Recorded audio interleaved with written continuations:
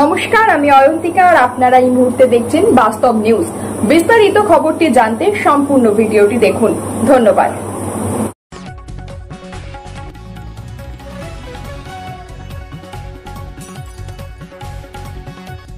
সাদ্দাম সর্দার গ্রেপ্তার। কুলতলির ঝুপড়িঝাড়ার বাণিজ্যধল এলাকা থেকে গ্রেপ্তার হলেন কুলতলি কাণ্ডের মূল পাণ্ডা।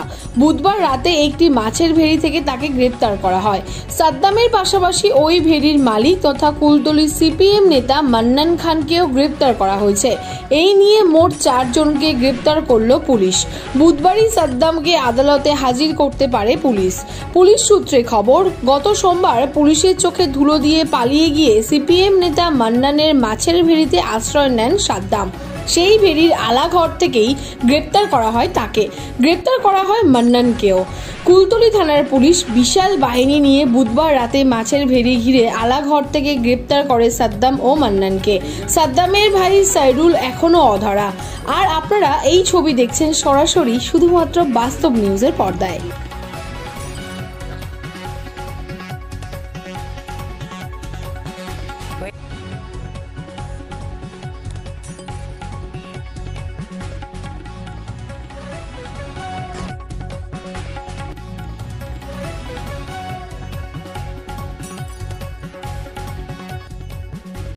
সমস্ত খবর সবার আগে জানতে অবশ্যই বাস্তব নিউজ চ্যানেলটি follow, like, share and comment করতে ভুলবেন না। ধন্যবাদ।